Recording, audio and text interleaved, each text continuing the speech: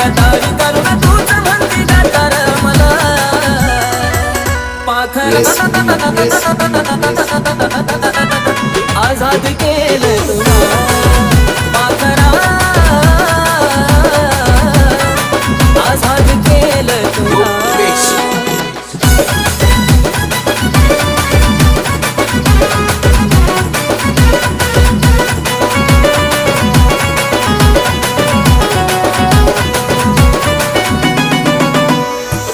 पायी ठेवलं नाता नव्हती तुझी इच्छा आता नवीन जीवनाला तुझ्या देतो मी शुभेच्छा